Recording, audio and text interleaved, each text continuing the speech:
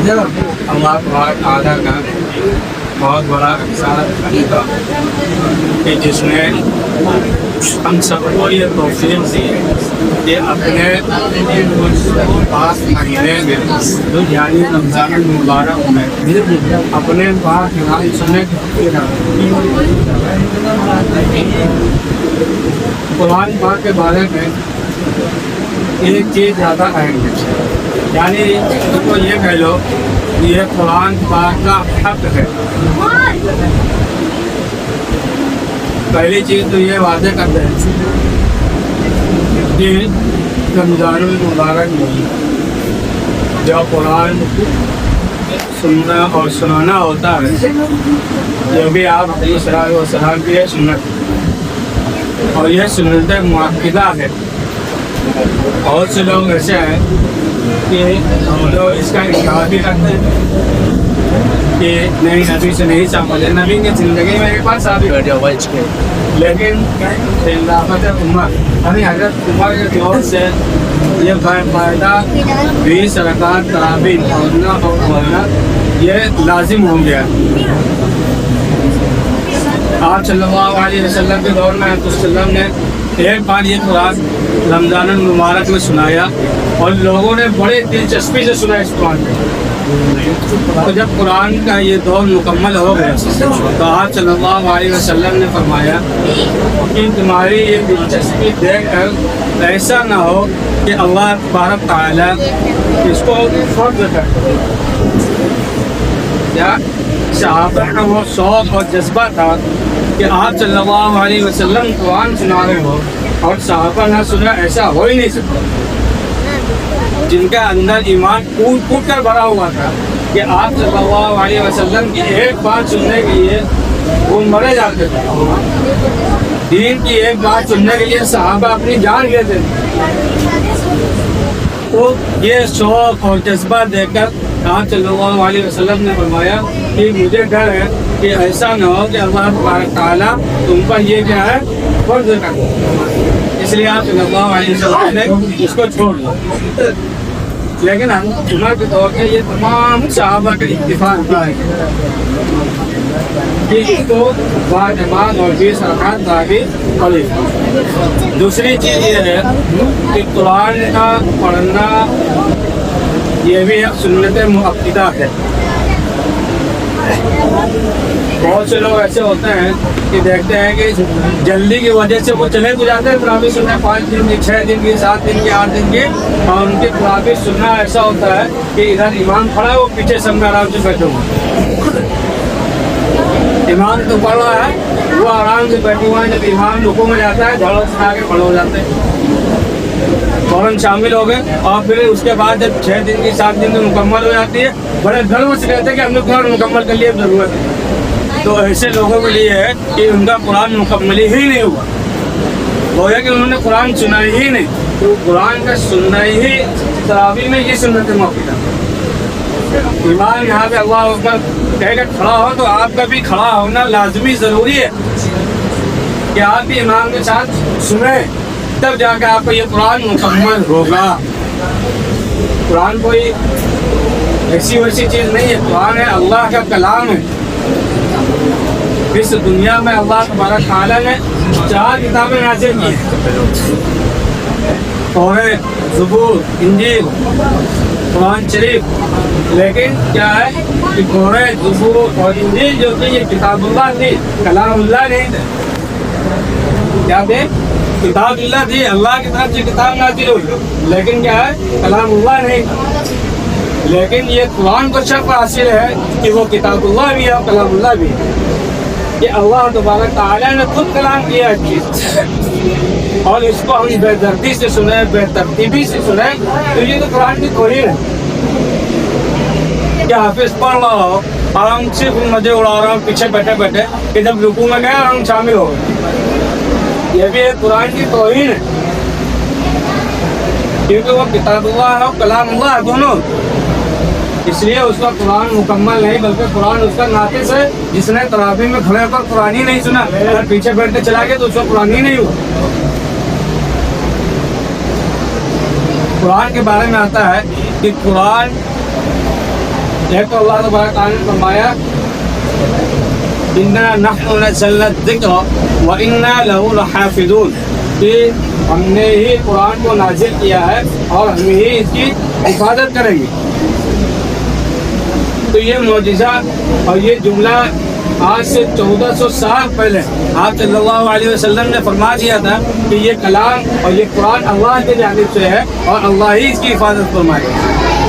قرآن میں خود کہا نا اللہ تعالیٰ نے اِنَّا نَحْنُ نَزَّلْنَا الذِّكْرَ وَإِنَّا لَهُ لَحَافِظُونَ، تو یہ آپ صلی اللہ علیہ وسلم کا سب سے بڑا معجزہ ہے کہ قرآن اب تک باقی ہے، اور اللہ نے جو وعدہ کیا تھا کہ ہم اس کی حفاظت کریں گے تو وہ اسی کے ذریعے ہوگی۔ اللہ نے کوئی اس کو یہ نہیں کہ تجوریوں میں رکھ کے محفوظ کرا، نہیں، یا اس کو کوئی بڑے سے قلعے میں رکھ دیا اور اس میں تالا اور چابی لگوا کے اس کی حفاظت کری جا رہی ہے، نہیں، بلکہ اللہ تبارک تعالیٰ نے انہی حافظوں کو سینہ بسینہ اس قرآن کو محفوظ کر دیا۔ یہ اللہ کی وہ معجزہ ہے جو رہتے قیامت تک باقی رہے گا، اور دنیا میں کتنے بھی لوگ آ جائیں کہ قرآن میں ہم کمی نکال دیں یا قرآن میں بگاڑ پیدا کر دیں تو وہ کل قیامت تک کر ہی نہیں سکتے۔ عرب والے جو اپنی عربی میں ماہر تھے، عربی دان تھے، بڑے سے بڑے شاعر گزرے عرب میں، لیکن جب قرآن کی ایک چھوٹی سی سورت نازل ہوتی ہے اِنَّا أَعْطَيْنَاكَ الْكَوْثَرَ فَصَلِّ لِرَبِّكَ وَانْحَرْ إِنَّ شَانِئَكَ هُوَ الْأَبْتَرُ، اس سورت کے بھی وہ بدل پیدا نہیں کر سکتے۔ بڑے سے بڑے علم خاں ہیں جنہوں نے اس کے مقابلے میں کتنی آیتیں بنائی اور مٹا دی، لیکن اس جیسی ایک بھی آیت نہیں لا سکتے۔ یہ قرآن کا معجزہ۔ اب قرآن کی حفاظت بھی ہمارے اوپر لازمی ہے۔ اللہ نے جو وعدہ کیا تھا تو اب ایسا تو ہے نہیں کہ اللہ تعالیٰ خود آسمان سے اتر کر آئے گا اور اس کی حفاظت کرے گا، بلکہ یہ سمجھو کہ اللہ تبارک تعالیٰ نے ان جیسے حافظوں کو چن لیا ہے اپنے قرآن کی حفاظت کے لیے۔ یہی وہ اللہ کی طرف سے منتخب بندے ہیں جو قرآن کی حفاظت کر کے چلے آ رہے ہیں۔ ان کا مرتبہ، ان کا مقام بہت بلند ہے۔ قیامت کے دن اللہ تبارک تعالیٰ ارشاد فرمائے گا کہ جب سارے لوگ، جب سب کا فیصلہ ہو جائے گا کہ یہ جنت میں جائیں گے، یہ جہنم میں جائیں گے، یہ کہاں جائیں گے، سب کا فیصلہ ہو جائے گا، اس کے بعد کیا کہتے ہیں، وفات کو بلایا جائے گا۔ سارے وفات اکٹھا ہوں گے، تب اللہ تبارک تعالیٰ کہیں گے کہ دیکھو یہ جنت کا پہلا قدم ہے، یہاں سے آگے چلنا ہے، اب تمہارا کام یہ ہے کہ تم قرآن پڑھتے جاؤ اور جنت کی بلندیوں پر چڑھتے جاؤ۔ کیا ہے؟ تم قرآن پڑھتے جاؤ اور جنت کی بلندیوں پر چڑھتے جاؤ۔ جس طریقے سے تم دنیا میں ٹھہر ٹھہر کر آرام قرآن کرتے تھے، اسی طریقے سے یہاں پڑھو، اور تمہارا آخری مقام، آخری مرتبہ وہی ہوگا جہاں انبیاء کا ہوگا، جہاں نبیوں کا ہوگا۔ تو یہ حفاظ جن کو آج ہم نیچا دیکھتے ہیں، کل قیامت کے دن یہ تمہیں انبیاء والے ممبر سے بیٹھ کر تمہیں نیچا دیکھیں گے۔ ان کا مرتبہ، ان کا مقام بہت بڑا، لیکن ساتھ میں یہ نہ ہو کہ اگر ہم نے، اللہ تبارک تعالیٰ نے ہم کو چنا اپنے کلام کی حفاظت کے لیے، اپنے قرآن کے لیے ہم کو چنا ہے، تب ہمارے اوپر یہ لازمی اور ضروری ہو جاتا ہے کہ ہم اس قرآن کی حفاظت کریں اور اس کو کیا ہے، اس کے آداب کو بجا لیں۔ پہلا یہ ہے کہ جتنے بھی، اصل میں یہ قرآن صرف مسلمانوں کے لیے تو نازل نہیں ہوا، پوری دنیا کے لیے نازل ہوا ہے۔ اس میں چاہے جو بھی ہو، جنہوں نے قرآن کو پڑھا، سمجھا، یا جن کو سمجھایا گیا وہ ایمان لیا، تو ان سب کی ذمہ داری بن گئی کہ ابھی اس قرآن کی کیا ہے، حفاظت کریں۔ تو اس کے لیے سب سے پہلی چیز یہ ہے کہ ہم لوگوں کو اوپر یہ ضروری ہو گیا ہے کہ ہمیں قرآن کی روز تلاوت کرنی ہے۔ ہم نے اپنے بچپن میں بھی دیکھا ہے کہ پہلے ایسا ہوا کرتا تھا کہ لوگ فجر کی نماز پڑھ کر آئے اور اس کے بعد جب محلے میں نکلے تو ہر گھر سے قرآن کی تلاوت کی آواز آتی تھی۔ پہلے لوگوں کا دن شروع ہوتا تھا قرآن کی تلاوت سے، بچے ہوں، بوڑھے ہوں، بڑے ہوں، وہ کیا کرتے تھے کہ فجر کی نماز کے بعد ان کا پہلا کام ہوتا تھا قرآن کی تلاوت۔ لیکن آج وہ دن گیا، اللہ ماشاء اللہ، اگر رمضان آگے تو مل جائے گا وہ سننے کو، اس میں سے وہ بھی ہے کہ پہلے سونے بعد میں قرآن پڑھیں۔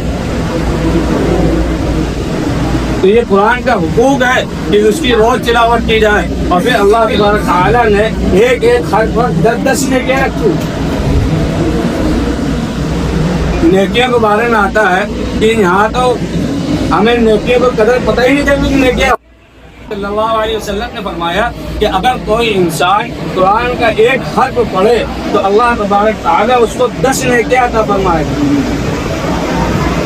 اور ساتھ آگے فرمایا کہ الف لام میم. میں یہ نہیں کہتا ہوں کہ الف لام میم ایک حرف ہے، بلکہ میں یہ کہہ رہا ہوں کہ الف ایک حرف ہے، لام ایک حرف ہے، میم ایک حرف ہے. اگر کوئی شخص یہ کہہ دے کہ الف لام میم تو اس کو 30 نیکیاں مل گئی. اگر یہی جگہ اگر یہ کہا جاتا کہ قرآن پڑھو ایک حرف کے بدلے 10 روپے دیں گے تو بتاؤ کون ایسا جو قرآن نہ پڑھو؟ کوئی ایسا ہوتا ہے؟ بھائی آج ہم لوگ کیا ہے سارا دن مرے جانا کمائی کے چکر میں، نماز بھی چھوڑنا کمائی کے چکر میں، دین کو چھوڑو بیٹھے اس کے چکر میں، کمائی کے چکر میں. لیکن میرے دوستوں قیامت کے دن یہ کمائی تمہاری کام نہیں آنے والی. کمائی تو دور کی بات، تمہارا جو قیامت کے دن کام آئے گا وہ تمہاری نیکیاں ہوں گی. اور نیکیاں یہی ہے کہ اس وقت ایک ایک نیکی کے لیے آدمی اپنوں سے بھاگے گا. جس کے لیے آج ہم دین کو چھوڑے بیٹھے ہیں کہ ہمارے بیوی ہیں، ہمارے بچے ہیں، ہمارے بھائی ہیں، ہمارے ماں باپ ہیں، ہمیں ان کے لیے کمانا ہے. تو قرآن نے اس کے لیے نقشہ بھی کھینچا، یوم یفر المرء من اخیہ وامہ وابیہ وصاحبتہ وبنیہ، کہ قیامت کے دن لوگ کیا ہے کہ اپنے باپ کو دیکھ کر بھاگ جائے، باپ اپنی بیوی کو دیکھ کر بھاگ جائیں. آج دنیا میں لوگ سب سے زیادہ اپنی ماں سے محبت کرتے ہیں، لیکن قیامت کے دن ماں کو سامنے دیکھنا گوارا نہیں کرے گا. ایسا نہ ہو کہ کہیں رشتے کا واسطہ دے کر یہ نہ ہو کہ ہماری ماں نے ہمیں دیکھ لیا کہ بیٹا دنیا میں ہم تمہاری ماں تھے، تم ہمارا عزت اور اکرام کرتے تھے، بیٹا ہم تمہارے باپ تھے، ہم تمہارے بھائی تھے. لیکن ایسا نہ ہو کہ آج ایسا ہو کہ ہم تمہارا سامنے آئے تو ہم سے ایک نیکی مانگ لیں. ایک نیکی کے لیے لوگ آپس میں رشتے دار تو دنیا میں سب سے زیادہ محبوب تھے کہ یہ میری اولاد ہے، یہ میرے ماں باپ ہیں، یہ میرے بھائی ہیں، یہ رشتے دار ہیں، ہمیں ان کے لیے کمانا ہے. تو قیامت کے دن انہیں سے پائیں گے. تو اب جب اللہ تبارک تعالیٰ نے اتنا بہترین ہمیں کمائی کا ذریعہ جو قرآن دیا کہ ایک حرف پڑھ لو 10 نیکیاں دیں گے، اور پورا قرآن پڑھ لو تو جوڑ لو، حساب کتاب جوڑتے رہنا، قیامت تک نہیں جوڑ پائیں گے کہ کتنی نیکیاں ہمیں مل جائیں گی. تو پہلا حق قرآن کا یہ ہے کہ ہمیں روز بروز کیا ہے قرآن کی تلاوت کرنا ہے. چاہے بھلے ایک پارہ کرے، ایک پارہ چھوڑو، آدھا پارہ، آدھا نہ ہو پاؤ پارہ، اور پاؤ پارہ بھی نہ ہو تو ایک رکوع پڑھو. یہ قرآن کا حق ہے. اسی طریقے سے دوسرا حق بیان کیا کہ جتنا ہم پڑھ رہے ہیں کم از کم اس کو اتنا سمجھے تو کہ ہم نے پڑھا کیا. بھائی یہ قرآن کیا، یہ قرآن اللہ کے جانب سے ایک پیغام ہے امت کے لیے. ہمیں دنیا میں رہ کر اپنی زندگی کس طریقے سے گزارنا ہے یہ قرآن بتلائے گا. کسی نے پوچھا کہ قرآن کیا ہے تو امی عائشہ سے پوچھا جاتا ہے کہ قرآن کیا ہے، تو انہوں نے فرمایا کہ آپ صلی اللہ علیہ وسلم کی زندگی دیکھ لو. جس کو قرآن سمجھنا ہو وہ کیا کرے، وہ آپ صلی اللہ علیہ وسلم کی زندگی اٹھا کر دیکھ لے اور اس کو زندگی گزارنا آسان ہو جائے. تو کہنے کا مطلب یہ ہے کہ قرآن کے ذریعے ہی اللہ تعالیٰ نے اس دین میں جو ہمارے کامیابی کا راستہ رکھا ہے وہ قرآن میں. اب ہم نے قرآن پڑھ تو لیا لیکن سمجھا نہیں کہ اللہ تبارک تعالیٰ نے قرآن میں کیا احکامات نازل فرمائے، ہمیں نہیں معلوم. تو دوسرا حق قرآن کا یہ ہے کہ جتنا بھی ہم پڑھیں اس کو سمجھے تو کہ ہمارے محبوب نے ہمارے لیے کیا میسج دیا. اس میں کبھی ایسا ہو کہ تمہارے محبوب کی طرف سے کوئی خط آئے تو تم اس کو اٹھا کے تاک میں رکھ دو گے، تمہیں بے چینی بڑھ جائے گی کہ آخر ہمارے محبوب کی طرف سے کیا لکھ کر آیا اس خط میں، کیا پیغام آیا ہے ہمارے لیے. یہ چھوڑو، اگر تمہارے طرف سے ہندوستان کے بادشاہ کی طرف سے تمہارے پاس خط آ جائے تو کیا تم اس کو اٹھا کے ڈائریکٹ آگ میں رکھ دو گے؟ नहीं, बल्कि पूरी दुनिया के दिमाग में फिरोगे कि हिंदुस्तान के बादशाह की तरफ से हमारे लिए ये खत आया, देखो इसको पढ़ो, इसमें क्या है, हमारे लिए क्या उन्होंने इनामात रखे, क्या रास्ता बताया इसमें, हम पूरी दुनिया को दिखाते फिरेंगे। लेकिन जो सारे कायनात का बादशाह, जो बादशाहों का बादशाह है, उसके तरफ से क्या खत आया, क्या मैसेज आया, आज हमने उदाहरण को उसको किताब में रख दिया, कुरान को पीछे डाल दिया, कोई मतलब नहीं है। तो ये कुरान की बरहमती है। तो उलमा किराम ने फरमाया कि कुरान का दूसरा हक ये है कि हम जितना कुरान पहला हक है कि रोज कुरान की तिलावत करें, दूसरा हक है कि हम जितना पढ़ें उसको समझे भी क्या पढ़ा हमने और अल्लाह तबारक तआला हमसे क्या चाह रहे हैं। और तीसरा जो आखिरी हक है कुरान का वो ये है कि हम जितना पढ़ें उस पर अमल करें। जितना हमने कुरान पढ़ा है, जितना उसके माने और मतलब चीजें हैं, हम उस पर अमल करें और उसको क्या है दूसरों तक पहुंचाएं। यही दीन की इशाअत है, यही दीन का फैलने का जरिया है। सहाबा क्या थे, किस तरीके से उन्होंने पूरी दुनिया में दीन को फैलाया। आज सल्लल्लाहु अलैहि वसल्लम सिर्फ क्या है अरब पर आए थे, पूरी दुनिया में नहीं आए थे। और आप सल्लल्लाहु अलैहि वसल्लम की जिंदगी, जब आप सल्लल्लाहु अलैहि वसल्लम दुनिया से रुखसत हुए, सिर्फ इस्लाम उस वक्त आरंभ में था। उसके बाद क्या है कि आज तो हुक्म से तमाम के तमाम सहाबा पूरी दुनिया में फैल गए, बीवी बच्चे छोड़ दिए, घर बार छोड़ दिया, इस दीन को लेकर पूरी दुनिया में फैल गए। आज इस दीन कहीं भी दुनिया के कोने में चले जाओ, आज दीन का गलबा मौजूद है। लेकिन आज हम उन्हीं को मानने वाले क्या है कि कुरान को छोड़ दिया, आप सल्लल्लाहु अलैहि वसल्लम की सुन्नतों को छोड़ दिया, आप सल्लल्लाहु अलैहि वसल्लम के तरीकों को छोड़ दिया। मौलाना हुसैन अहमद मदनी रहमतुल्लाह अलैह बहुत बड़े अल्लाह वाले गुजरे, जंग आज़ादी में बहुत बड़ा उनका हाथ रहा। उन्होंने फरमाया कि जब मैं माल्टा के जेल में बंद हुआ तो मुसलमानों का ज़वाल का जो वक्त मैंने देखा तो मुझे दो चीज़ नजर आई। पहली चीज ये है कि उन्होंने कुरान को छोड़ दिया, इसलिए वो दुनिया की नजरों में गिरते थे। और दूसरी चीज ये है कि उन्होंने इत्तेहाद को छोड़ दिया। इस्लाम में इत्तेहाद बहुत बड़ी चीज है। आज हमने अपने आप को बांट लिया कि तुम सुन्नी हो, तुम 24 हो, तुम गैर मुकल्लिद हो, तुम शिया हो, तुम ये हो। लेकिन क्या है कि इस्लाम के मामले में इत्तेहाद बहुत जरूरी है। मेरा मुसलमान अगर इन दो चीज़ों को पकड़ ले, फिर कुरान को मजबूती से थाम ले और दूसरा इत्तेहाद पैदा कर ले, तो जिस तरीके से 1400 साल पहले वो दुनिया में सर बुलंद है और आज भी उसी तरीके से क्या है दुनिया में सर बुलंद हो जाएंगे। तो ये तीन चीज़ें जो है ये कुरान का हक है। पहली क्या है कुरान की तिलावत, ना हो सके तो कम से कम रोज का एक पाठ, ना हो सके आधा, ना हो सके पाँव, कम से कम एक आयत, एक रुकू तो पढ़ दो, कुरान का हक अदा करो। दूसरा कि जितना पढ़े उतना समझे, और तीसरा कि जितना पढ़ लिया है उस पर अमल कर। तो सारे लोग करेंगे ना इंशाअल्लाह। अल्लाह तबारक तआला